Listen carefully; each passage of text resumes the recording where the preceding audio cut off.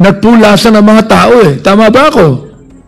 Nag-alisan yung mga tao. Ibig sabihin, yung iyo lamang presence, natatakot na yung mga tao. Na ang sabi, kapag ikaw napupunta sa patay, nagpupulasan ang mga tao sapagkat natatakot sa iyo. Miss Colonel Garma, naniniwala ba kayo ron? Yes, Mr. Chair. Napatay yung kanilang kamag-anak eh. Napatay yung kanilang kamag-anak, na-violate ang kanilang constitutional right. Tama o ba mali? Yes, Mr. Chair. O yun pala naman eh, tinatanggap mo na na-violate ang kanilang constitutional right. So, Ginatas ang NBI to take cognizance so that kung sakali man ang resulta ng investigasyon is not favorable sa inyo, at least sasabihin ninyo the investigation is fair.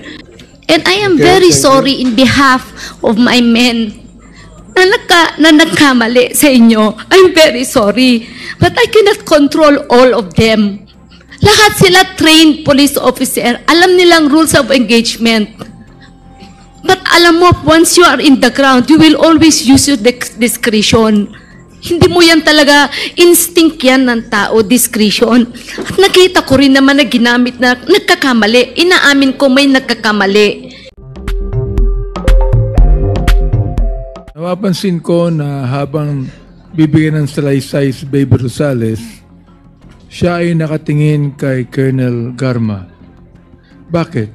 Tinitingnan ko lang po siya kung anong naramdaman bilang anak na namatayan po. Sakit sa dibdib. Kaya tinitingnan ko siya. Sana naman maintindihan niya. Nawalaan ang anak siya. Nabigwin pa naman, wala pa naman ano. Sino po si Colonel Garma sa inyo? Siya po nakita ko, sir, yung pumunta sa lamay ng anak ko. Nung gabi na yun, yung... Siya ba ang Chief of Police ng Cebu City nung napatay ang anak nyo? Opo. Gayon din sa inyo, Raquel Lopez? Okay. Kindly wrap up, Congresswoman. Yes, Mr. Chair. I would like to direct my next question to Colonel Garma, Mr. Chair. Mr. Chair, narinig naman yung mga salaysay no, ni Nanay Raquel at Nanay Baby. Miss Garma, dalawang insidente ito eh. Nangyari noong October 2018, kayo na ba ang head ng Cebu City Police noon? Mr. Chair? Yes, Mr. Chair. Yes, Your Honor. Bakit po kayo pumunta sa burol ni Rabi Lopez? Hindi po ako pumunta doon para sa burol. It is a routine na pagkagabi po, umiikot ako from boundary of Cebu City, that is Talisay, the first barangay, hanggang po sa kabila kung saan po kasi sunod-sunod po yung mga barangay. So, it is a routine po, gabi hanggang madaling araw, nagpapatrolya po ako.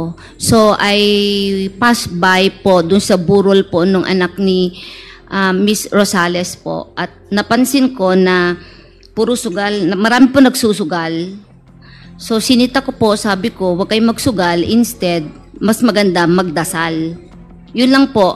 Actually, nung parating pa lang ako, nagtakbuhan na po yung mga tao. So, Mr. Chair, I was asking about Rabi Lopez, Mr. Chair, sa burol ni Rabi Lopez. Ay, okay. Doon na kayo kay Angelito Rosales. Okay. Mr. Chair, ang tanong ko po, bakit kayo sumigaw-sigaw doon?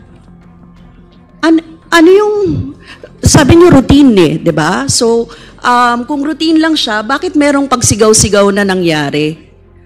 Tapos, di ba respeto dapat sa yumao o sa namatay yung, kahit naman siguro nagpapatrolya kayo, pero alam niyong may patay doon, bakit hindi man lang kayo nagbigay respeto sa patay? Your Honor, wala ko naalalang sinabi ko yun. As sa statement ni Miss Rosales, sinita ko nga yung nagsusugal, dapat magdasal.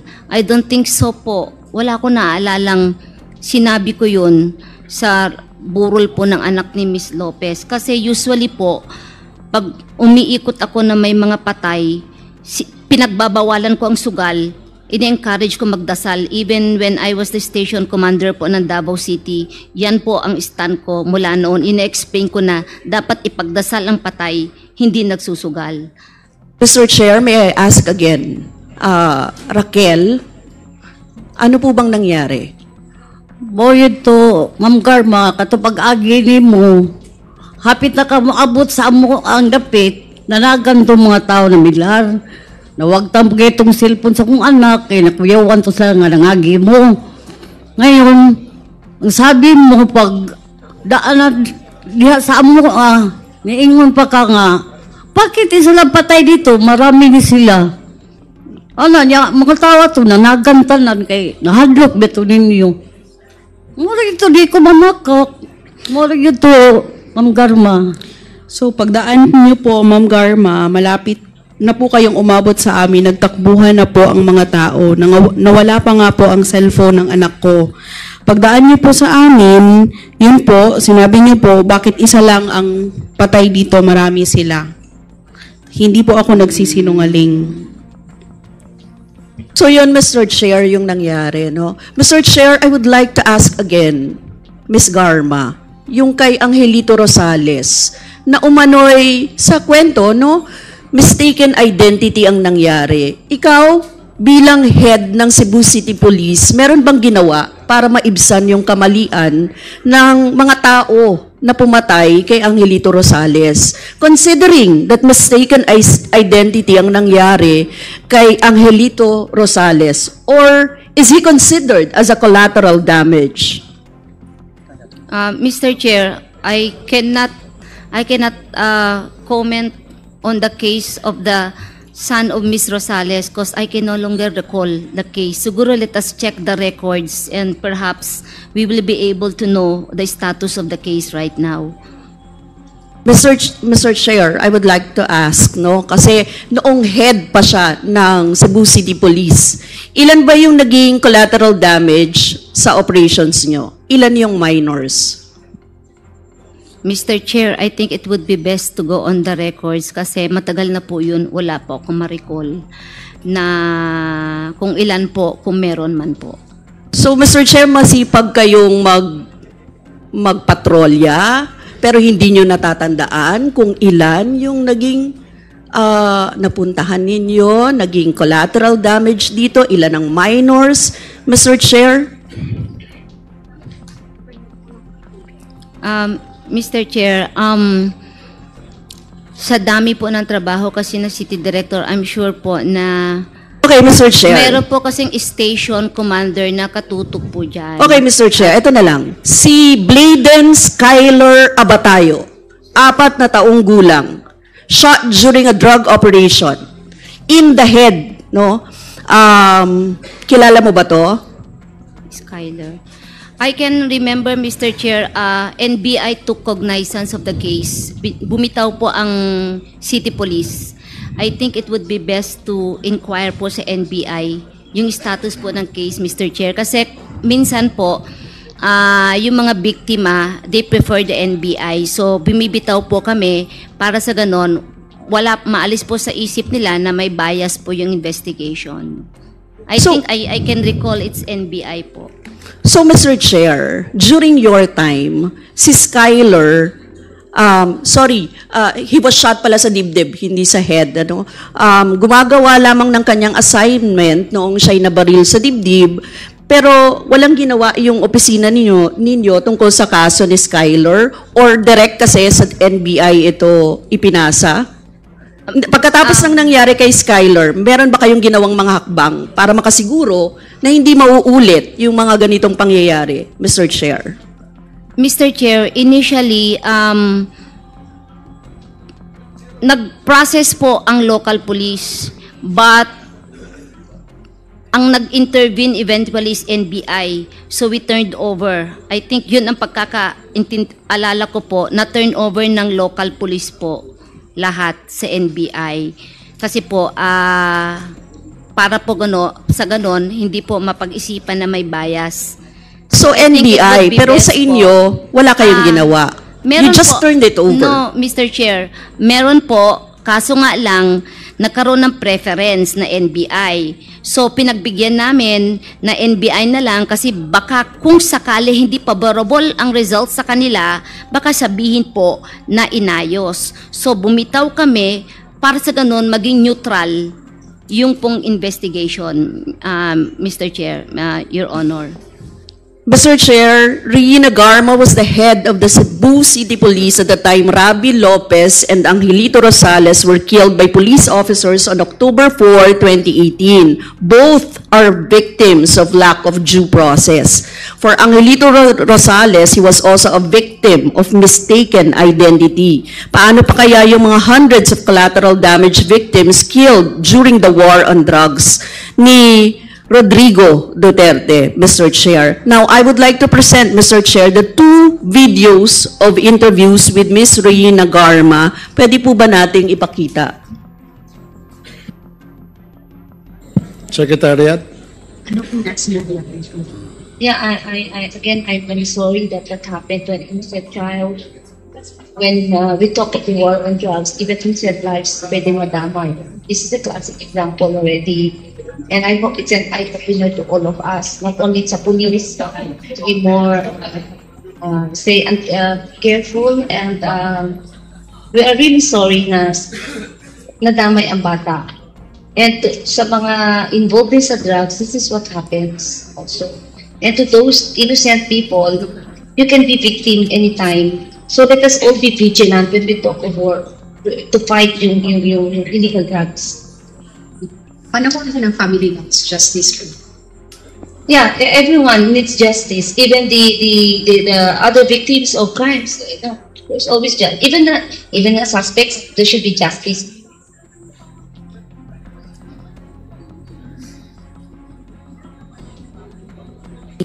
Come victim. The police has to fight back. And there are collateral, damage sometimes. We don't even know who are living at the other side of the house. And these houses are made of wood materials that bullets can just penetrate if we fire our guns. Yes, clearly, Mr. Chair, na pinakita naman ng video. Tinuring ng mga collateral damage. Yung dalawang video ay mula sa panayam ng Sunstar Cebu noong July 2018 at mula sa Al Jazeera English na nilabas noong November 2018. Mr. Chairman, klaro po sa dalawang videos na interview kay Reina Garma, parte ng war on drugs ni Rodrigo Duterte ang pagkamatay ng mga inosente. Sinabi niya mismo na pwedeng madamay anumang oras ang inosenteng buhay ng isang tao sa war on drugs. Ganito ang mukha at epekto ng war on drugs ni Duterte. Maraming inosente ang nadadamay, walang due process ang mga biktima, bigla na lang pinapatay o kaya naman natatamaan ng mga ligaw na bala mula sa war on drugs operations.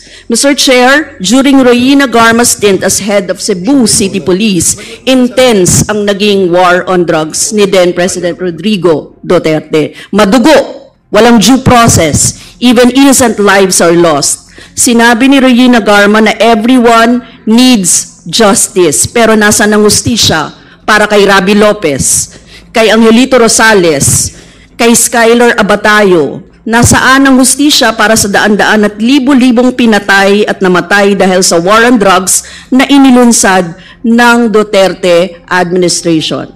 Mr. Chair, lastly, I would like to ask again, Attorney Nery Colmenares. Nakita niyo naman po, napakaraming nagsasalita na ngayon, lumalabas ang mga biktima, ngayon nila kailangan ng hustisya, Mr. Chair. So, I would like to ask Attorney Nery, paano kaya nila makukuha yung hustisya ng mga biktima na ito? How will it happen? Pwede mo po kaming paliwanagan kung paano? Thank you, Mr. Chair. May malaki tayong problema ngayon, Mr. Chair, kasi it's been a long time. Ang pamilya hindi binigyan ng mga dokumento na importante kung gusto mong magsampa ng kaso. Marami sa mga witness ay takot. And therefore, mahirap talaga magsampa ng kaso dito sa Pilipinas if only because ang ebidensya ay hindi forthcoming. Paano mo sasampaan yung kaso na nakalagay sa death certificate, bronchopneumonia? Parang tagilid ka na agad, Mr. Chair, para kasuhan kung sino man yung responsible.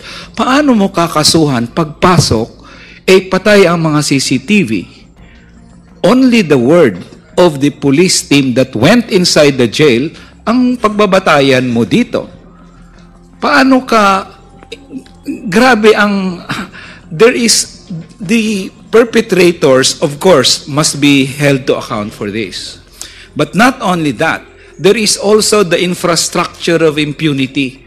Yung mga police na hindi nag-iimbestiga, yung mga piskal na hindi nagkakaso, and in fact, even those who are acquitting members of the police, katulad niyan, on the say-so lang ng subordinate mo, Sir, self-defense, gaganyanin mo na? No, sa korte ka magpaalam. Diba? Only judges can say whether your claim to self-defense is valid or not. Pero absuelto na eh. So, Mr. Chair, may kahirapan doon. But we, of course, lawyers, human rights lawyers, will continue to help out in any way.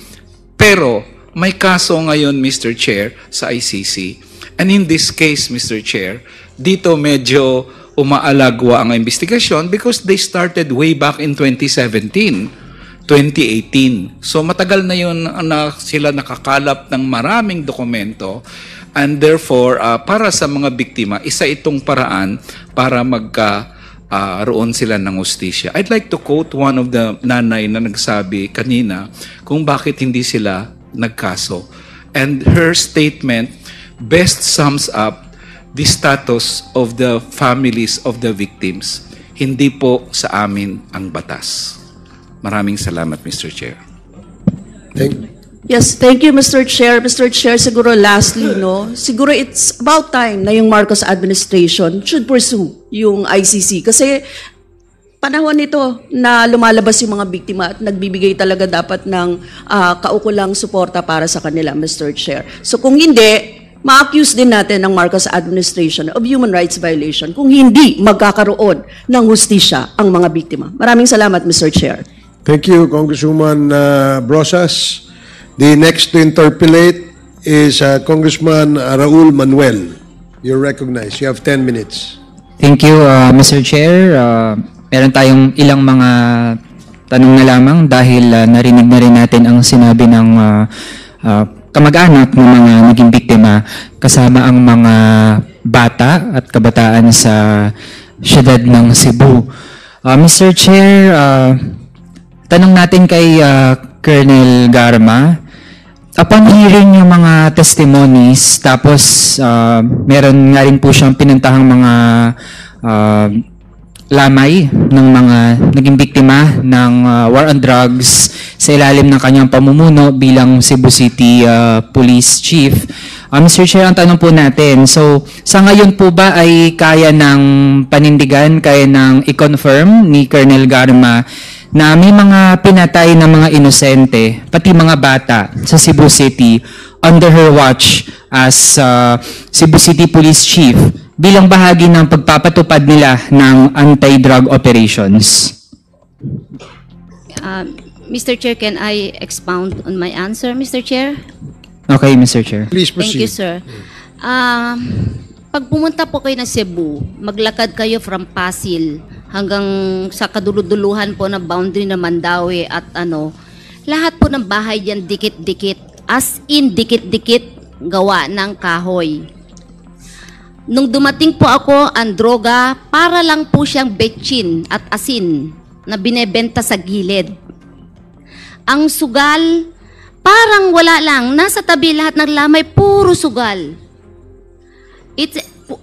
Pugaran po talaga siya ng lahat po ng klase ng vices. At hindi ko po ginajudge po lahat na nakatira po doon. Siguro sa kahirapan talaga, ganun po yung naging status ng buhay. Meron naman pong nabubuhay na tahimik din at marangal. Pero sinasabi ko po, dikit-dikit talaga. It is anong tawag dito? Talagang, anong level sa drugs yun? I cannot recall, Mr. Chair. May classification po kasi yan. Now, I think yung mga operation na nangyari, those are conducted by the police station. I was not there because may mga station commanders in charge per area. Sila po yung nag-conduct ng police operation. Ako po yung Mr. Chair, interrupt ko na Mr. Chair kasi ang tanong po natin dito ay ano ang role ng chief ng Cebu City Police. And Mr. Chair, hindi po pwedeng ang ituro na lang dito ay yung mga police na nag-conduct ng drug operations dahil ang chief, meron niyang pananagutan kung ano yung ginagawa at ano yung mga hindi ginawa, ano yung mga nilabag ng mga nasa ilalim niya. Kaya Mr. Chair, again, hanggang sa ngayon, parang wala pa rin kasing ka-remorse ang dating police chief. Nasa harapan na po niya mismo ang mga pamilya ng mga biktima. Grabe na yung pag-iyak, kahit tayo mga nakikinig, naiiyak na rin sa mga kwento nila. Pero hanggang ngayon, Mr. Chair, ay hindi pa rin nag-own up ang dating police chief. Kahit yung simpleng factual na tanong na merong mga inosenteng napatay, na may mga nagte-testify sa harap niya, hindi pa rin niya talaga masagot ng diretsahan, Mr. Chair. So, parang di natin maisip ano yung pwede nating asahan dahil kung ganito ka tigas at hindi talaga nais na magsabi ng kung ano ba talaga yung mga nangyari, edi lalong ang dating sa committee na ito complicit talaga doon sa mga krimen, sa crimes against humanity, si Colonel Garma. At in fact, sa case na sinampa sa ICC, can NUPL confirm? Again, para lang ma-refresh yung committee na ito sa lahat ng mga narito at sa mga nakikinig din, na bahagi po ba ng mga napangalanan doon sa ICC cases si Colonel Garma? In particular kay Colonel Garma, hindi po. But the ICC, in its result for preliminary examination, mentioned General Albayalde, General Bato de la Rosa, the regional, provincial, and city police units. So, ibig sabihin, pwede siyang maisama doon. So, that's one, perpetration. Pangalawa, yan kasi under sa ICC at the very least, Mr. Chair, sa rules of engagement nila in relation sa sinabi ni Colonel Marcos kanina, klarong nakalagay, for every death in any police operations, dapat ma-inquest. They never did the inquest. Kaya pag tinanong mo yan sila, so ilan ang namatay sa territory mo during your stint, sabihin nila yung numbers, tapos inimbestigahan mo ba? Wala. Walang inquest kasi, Mr. Chair, in violation even of their rules of engagement. So for all those things, they can also be held sa ICC for command responsibility. As nabanggit ko kanina, na isang, kumbaga, crime under command responsibility at the very least, if they're not the perpetrators, for their failure or refusal to investigate killings during their watch in police operations, Mr. Chair. So, to clarify, Mr. Chair, sa final ng mga pamilya ng mga biktima, hindi explicitly napangalanan si Colonel Garma. Yes.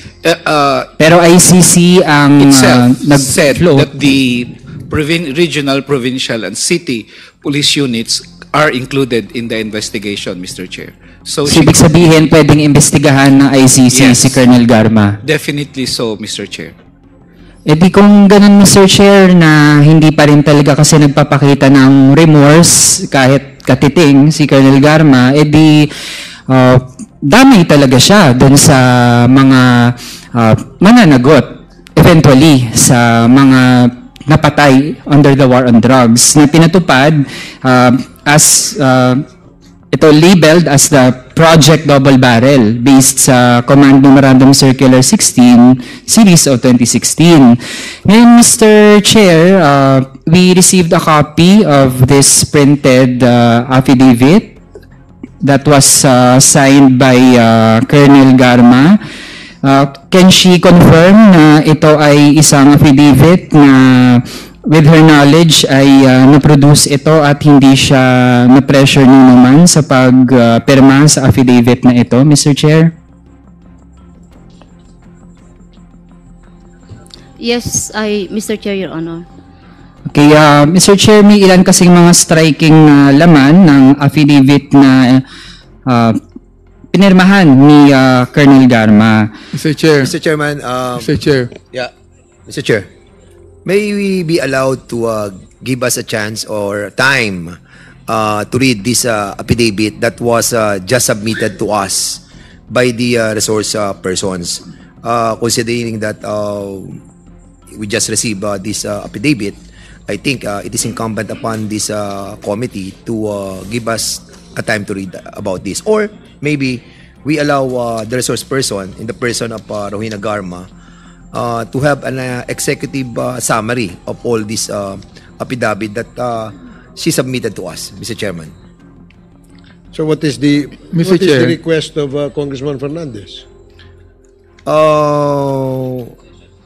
Do we have all the copy of the The affidavit? copies of the affidavit of Colonel Garma was distributed to the members, and if the request of Congressman Fernandez is to give the members time to read the affidavit, we will suspend for 1 minute, 1.5 minutes, and then Or maybe, Mr. Chairman, instead of trying to give us a chance to read about this, may we allow the resource person to speak about the affidavit instead, Mr. Chair? earlier when Mr. she Chair. was Mr. asked Chair, by- I would actually intend to ask her to read some portions para yun yung pagbatayan ng magiging mga tanong ko kay Colonel Garma. Mr. Chair. yes, Congressman Abante. Perhaps Before we can more focus on the resource persons that we have tonight, because that affidavit does not concern the victims that we are talking about now. If we could be able to stay focused on the victims first, and afterwards we talk about the affidavit. If that is acceptable to Honorable Manuel, then I guess in order to put the discussions in order, we first deliberate on the families of the victim, and then later on we will proceed with the affidavit submitted to us by Colonel Garma. Yes, that would be fine, Mr. Chair. So I would now wrap up with my interpellation, and so far based dun sa mga narinig natin at actually sa maraming oportunidad na nabigay natin kay Colonel Garma, pinapakita talaga nito na meron siyang papel, hindi siya isang small fish dito sa peke at madugong war on drugs. Isa talaga siya sa mga nagpatupad nito, kaya dapat lamang na meron ding kaukulang pananagutan sa kanya at paano din natin lalong titiyak yung mga mekanismo para sa hustisya talaga dun sa mga biktima through our current mechanisms, at paano pa yan maayos sa pamamagitan ng pagpapatupad ng mga mas matitibay at may pangil na mga batas. So, masin muna, Mr. Chair. Maraming salamat. Okay, thank Mr. you, Chair. Congressman Manuel. Yes, Congressman Abante.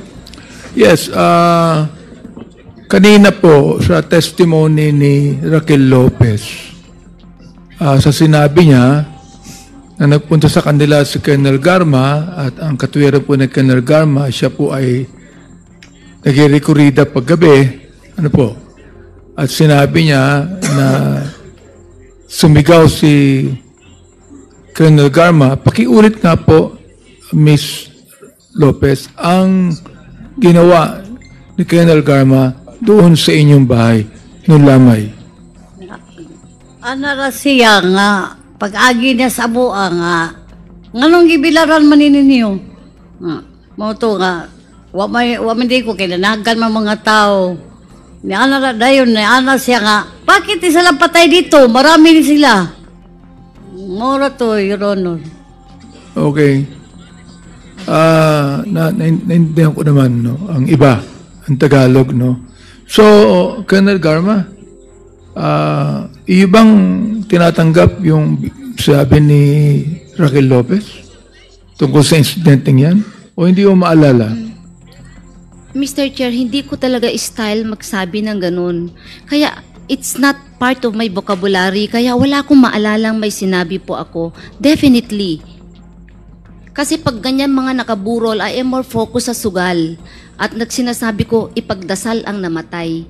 Pero yung sinasabi po niya, wala akong maalala because it's not my style when I go around at may patay po. Colonel Garma, palagi mo nababanggit yung imbis na magsugal kayo, magdasal. Opo, Mr. Chair. Relihiyosong tao ka pala. I pray, Mr. Chair, yes. I'm not saying that you're not praying. Sinasabi mo na, the thing is, dito naman sa ating, sa Pilipinas halos lahat ng namamatayan may sugal Alam niyo kung ba't may sugal? Alam niyo kung ba't may sugal? Alam niyo ba kung bakit may sugal pag namamatayan? Alam niyo ba kung bakit?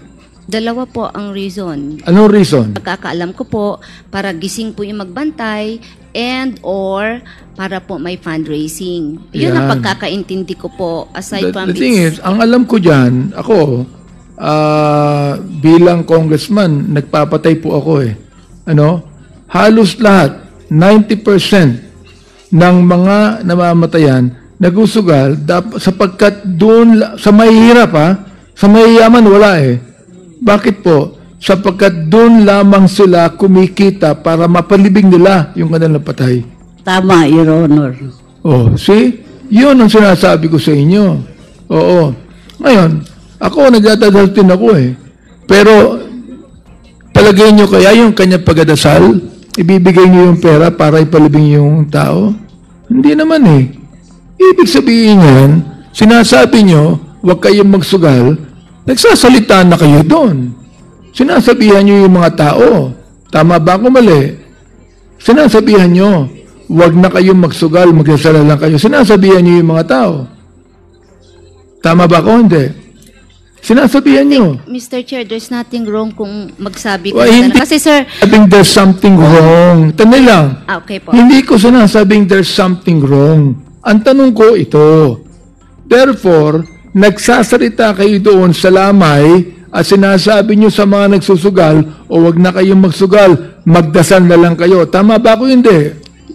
Yes po, Mr. Yung pala Chair. naman ibig sabihin, nabanggit nyo rin doon yung sinasabi ni Raquel. Palagay nyo kaya itong si Raquel Lopez ang isinungaling para sabihin sa inyo ngayon yan? Nag-travel po yan galing Cebu. Iniwan ang kanyang pamilya. Namasahe po papunta dito. Para lamang humarap sa inyo. Natatakot nga sinabi nga nila, si Baby Rosales, sinabi si Raquel Lopez, nung kayo nag-appear doon nagpulasan ang mga tao Tama ba ako? Nag-alisan yung mga tao. Ibig sabihin, yung iyo lamang presence, natatakot na yung mga tao. Yan sinabi nila Dalawa yan nagsasabi. Na ang sabi, kapag ikaw napupunta sa patay, nagpupulasan ang mga tao sapagkat natatakot sa iyo. Yun ang ibig sabihin nun Ano ba namang sabihin mo na totoo yung nangyari niyan sapagkat ikaw naman ang chief police, ikaw ang direktor. Alam mo ang nangyayari.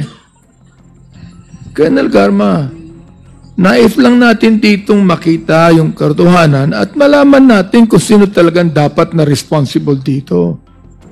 Namatay itong mga to Kaya nga sinasabi ko sa inyo, umiiyak ka dito sapagkat maiiwanan mo yung anak mo, buhay yung anak mo Ito patay itong mga to tingnan nyo meron ako natanggap na sulat dito.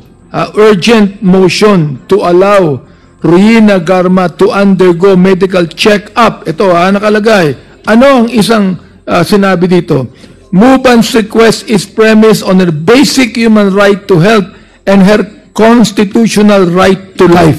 Naniniwala ba kayo na meron din silang constitutional right? To life? Miss Colonel Garma, naniniwala ba kayo ron? Yes, Mr. Chair. Napatay yung kanilang kamag-anak Napatay yung kanilang kamag-anak na violate ang kanilang constitutional right. Tama o ba mali?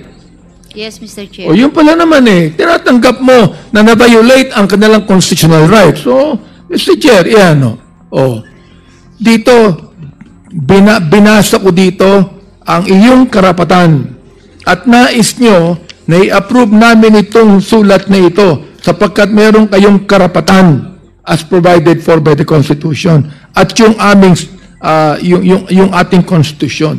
Gayon din sila. Meron din karapatan to mga taon to. Anong ginawa ninyo? Pwede niyong pigilan yung mga pulis nyo Anong ginawa ninyo ng mga ibang kapulisan dito? Tinanggalin nyo ang kanilang constitutional right. Lahat tayo meron yan, Colonel Garma. Tama ba ako? Can I explain, Mr. Chair? Kasi What are you going to explain for? You are asking, kanina po nagtanong din po si... Hindi, tinatanong kita, tama ba na na-violate ang kanilang constitutional right? Yes, Mr. Chair. Okay, yun lang. Ang gusto kong sagot mo. Mr. Chair, salamat. Thank you, Congressman Abante. The next to interpolate is Congressman Dan Fernandez. Okay, thank you, Mr. Chairman. Okay, kay Raquel Lopez. Ma'am, a while ago, we heard na sinabi niyo po kanina na bakit nilalamay yung patay na binanggit ni Colonel Gama. Is this true? Na bakit nilalamay yung patay? Tinood, Your Honor. Nagsabi siya nga, bakit isa lang patay dito? Marami sila. Wag dyan ako nakalimti na yung isulti, Your Honor. So parang... kasabot man ko kay... Bisag Tagalog to gamay, kasabot man ko. Okay. At si baby, si baby Rosales? Rosales, I heard you were saying yung sinasabi mo, yung nakiramay naman siya at nagpadala ng bulaklak. Correct? Hindi po. Ano yung sinabi niyo po kanina? Nagpunta lang po siya doon. Galing po siya sa Karakil. Okay. Galing siya doon. Pagpunta niya doon, siyempre yung mga tao, nakita sa mata, marami kasi sila mga pulis. Di, tumatakbo. At saka yung lamisa, tinumba. Sabi pa niya sabi niya doon, ayaw niyang pag-asugalan yung patay. Gusto niya yung pagdasalan. Okay. Oo, so, sabi. inalis niya yung sugal, tinumba niya, tapos sinabi niya, dapat walang sugal. Kailangan, yung patay, pagdadasalan daw. Pagdasal. Oo. Okay. Maya, malis na po sila. Sino siya? Siya mismo, si Garma? Si Colonel Garma? Siya po. At saka yung mga niya, mga kasamahan. Colonel Garma, nagawa mo ba yan? Nagawa mo yan?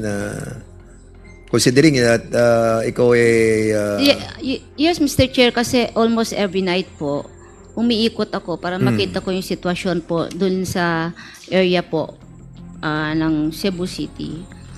Okay. Binabasa namin yung yung affidavit mo that you have Mr. Chair, bago yun, with your indulgence, can I just ask one question? Sure. Colonel Garma, ganito yun Ako, alam mo, ayaw ko na ng sugal Kalaban ko ang isabong, kalaban ko ang pogo Ayaw ko ng sugal, illegal man o illegal. Ayaw mo rin, di ba? Ayaw mo ng sugal? Tama ako? Yes po, Mr. Ba't ka naging manager ng PCSO? It's different. Can I explain? Sugal yun Huwag na mag-explain. Yes. Sugal yun Because it's for lottery. It's a lottery game for... Hindi pinag-uusapan yan. Ang pinag-uusapan natin, sugal. Tama ba ako mali? The question kasi po is... Ang pinag-uusapan natin, sugal, Colonel Garma. Generally, Mr. Chair, yes. Ayoko po. Ay, nako. Generally. Okay, yun lang. Yes, okay. Colonel Garma, maikli naman itong affidavit mo. And kanina, nabigla din kami dahil nga meron kaming na-receive na affidavit coming from you. And probably, it's just... right that we discuss etong sinumpaang salaysay mo. Can you kindly narrate to us kung ano itong mga... Kasi pag binabasa ko, parang complete... Mr. Chair, Yes, point of order.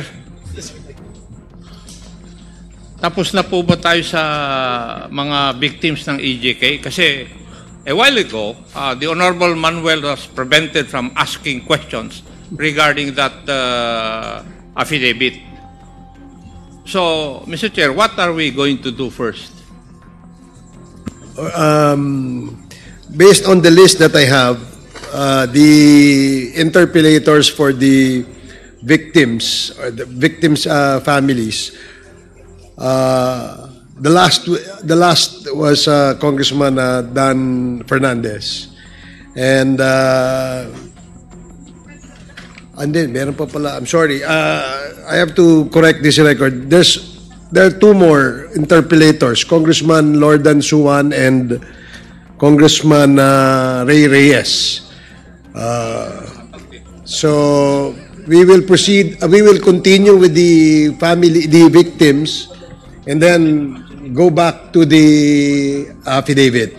So, Congressman Fernandez, can you hold your peace for a while? No problem, Mr. Chairman. I just thought that I'm the last to interpellate, Yeah, and that's the reason why I it's my asked bad, them, and my then bad. there's no more Mr. Chair. interpellators, and that's the reason why I'm going to open up the affidavit that we just received this moment. Mr. Chair, yes, there's a request that if we already finished in interpolating the victims, if they could be able to go, Mr. Chair. That's the request. I guess. don't know. Yes, I guess. I think it's the Rise Up Philippines who took care of them, coming here, and will also take care of them going back to Cebu. So we still have two more interpellators for the victims. So this is Congressman Lordan Suwan. So you're going... Mr. Chair, my questions are for Ms. Roy Nagarma, Okay. not for the Okay, victims. copy. Thank you. And Congressman Ray Reyes. Is Congressman Ray Reyes still around? No, since he's not here, then therefore, that concludes the interpellations on the victims. Then we will now proceed with the affidavit submitted to the Quad Committee by Colonel Roy Nagarma. In the meantime, the Sir Chair, family- may we excuse the Rise Up and Mr. other victims probably? Mr. Chair. Yes, Kasi thank you. iba na po yung topic natin That is ngayon. correct. Yeah. Mr. Chair, can I... Thank you. Before they go, can I make a statement? Just brief, sir. Sige, make it brief and Yes, short. sir. Sa tanan biktima, katong panahon nga ako Tagalog, si in Tagalog. Speak Bisaya to them, kasi kasabot sila Bisaya, sir. Katong tanang biktima, wala na ako control tanan na akong tao. Yes, it is true, I am the city director. But lahat ng station commander are also tasked to implement the war on drugs. Merong mga station commander in charge. Now, pangutanan ninyo ang sa ako gibuhat as city director. During that time, tanan sila, ginahatagan na mong seminar, ginatudluan na ako, kay pag abot na ako sa Cebu City, talaga wala good sila kabalo, unsa ang pagbuhat, unsa buhaton. That is why, pag nainahitabo sa inyo ha, at it appears na mga pulis na ako ang involved, ginatas ang NBI to take cognizance so that kung sakali man ang resulta ng investigasyon is not favorable sa inyo, at least sasabihin ninyo the investigation is fair. So I always, the crime scene is always open for the NBI to take cognizance. And nandun po palagi yung aming crime lab, which is a separate unit, which is not under my supervision and control po, to take cognizance sa crime scene. Yun po yung nangyari po sa Cebu. And I am very sorry in behalf of my men na nagkamali sa inyo. I'm very sorry. But I cannot control all of them. Lahat sila trained police officer. Alam nilang rules of engagement. But alam mo, once you are in the ground, you will always use your discretion. Hindi mo yan talaga, instinct yan ng tao, discretion. At nakita ko rin naman na ginamit na nagkakamali. Inaamin ko may nagkakamali.